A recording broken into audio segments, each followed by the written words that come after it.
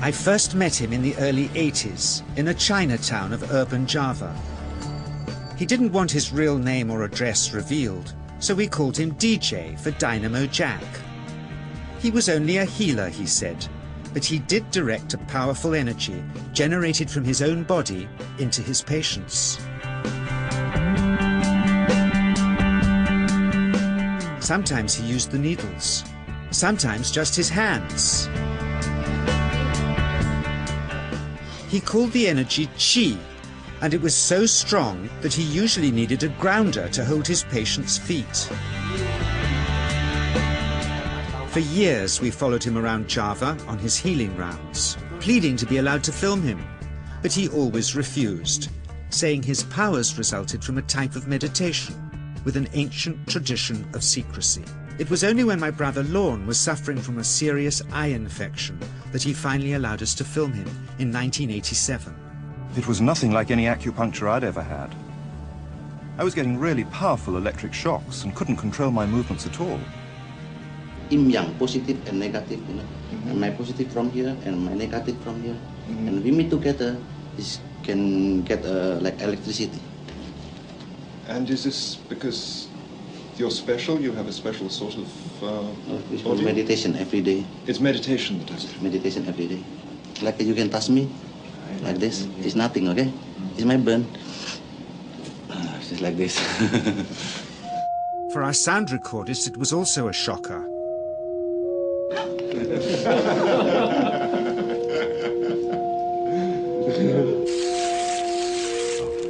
He then took our newspaper outside and showed us how Qi can also be used to set things on fire.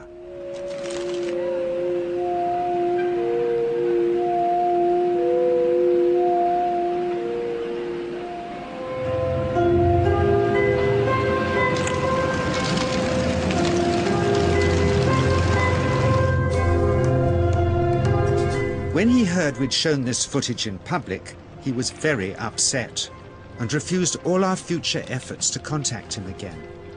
As the years passed, we sadly resigned ourselves to never seeing him again. My brother Lorne never did, for by 1997 he was already dead, when I again found myself with DJ, now treating me for an eye problem. But it wasn't this that brought me back. He had tracked me down out of the blue and invited me to tell me a story. He'd just returned from 2 years on a deep meditational journey, alone in the heart of Borneo. Amongst his revelations, he had seen, he said, how history was moving on into great change, and the old wisdom was vanishing.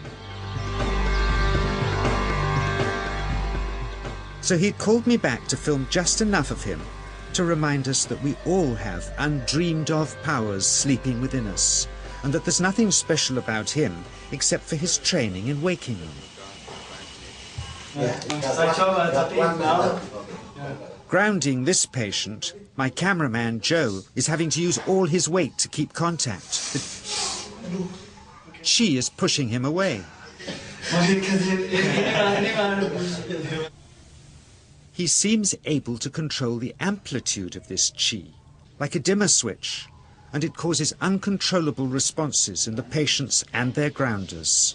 I can barely keep my hand on you. Fly off, the electricity is so strong. This mother unwittingly grounds her child. He won't sit still, so she's asked to hold him and grin and bear it. Sometimes signs of this passing energy can be seen in the transmitter too. This Qi stuff is only the surface, he says, of the real adventure beneath, in the meditational technique.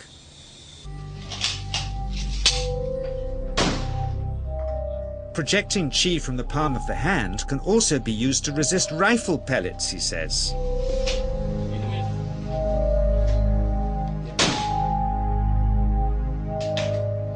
First, you learn to distinguish between yin and yang Qi in your body. Then how to pool it in your navel chakra. Then how to project it, he says. And it's the proportionate mixture between yin and yang which accounts for different effects, like pulling or pushing objects or igniting them. Then he gets really strange. He says that mastering yin qi is the key to the spirit world. There's a long tradition of Indonesian krisis being possessed by spirits. So people bring him their krisis to see if they're duds.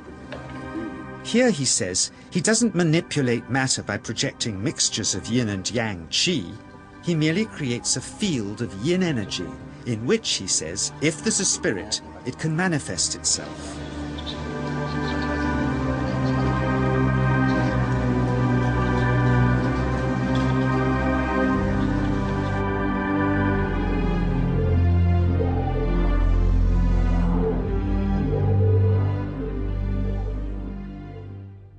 So I invited a small group of scientists back from the United States with measuring equipment to test if DJ was for real. And if so, where might this energy belong on the electromagnetic spectrum? Catherine Cook, CEO of the Mind Science Foundation in Texas. Dr. Roger Nilsson, a Swedish medic and international racing sailor. Dr. Greg Simpson, a physicist from New York's Albert Einstein University, and Andreas Polak, one of DJ's Australian students. The visitors are confident they'll uncover him as a fraud in no time. Greg is the first guinea pig, and he's uncomfortable about showing that he can feel anything at all. Dr. Roger doesn't know what to expect.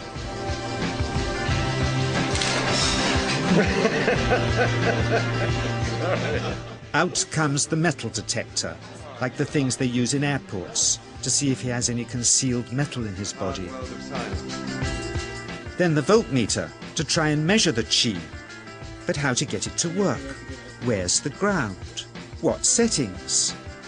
DJ suggests that as his negative is his perineum, and his positive is his navel chakra, perhaps that's where the electrode should be attached. He doesn't stand on his dignity. He's eager to help, but still no readings. They're getting shocks off his arm, and now they're on the right settings, but the needle still isn't moving. DJ says it isn't electricity, it's qi. It's 1, 2, up, I feel it in my whole body. I feel it at 3, 0.3, I feel it in my legs. Shit, But suspecting there's some tricky setup on his premises they can't find, they insist we all go to a randomly chosen hotel room several miles away to see if he can light a light bulb with his fingers. It doesn't ground on the wall. So Greg holds and grounds one wire, while DJ pumps qi through the other. The bulbs are LEDs, light-emitting diodes, which ignite in different colors according to the intensity of current. Yes. On, off, on. Brilliant. Oh, you're blinking. Things were going well. DJ was enjoying it too, until he invited us all out to lunch at his local, where he tried to push a chopstick through the table. He couldn't get it through the Formica surface, so he came up through an inch of wood from underneath.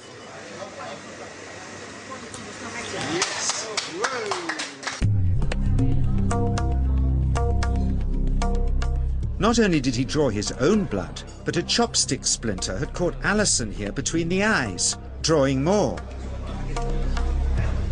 The incident was laughed off apologetically, but next morning he was a different man, drawn and upset.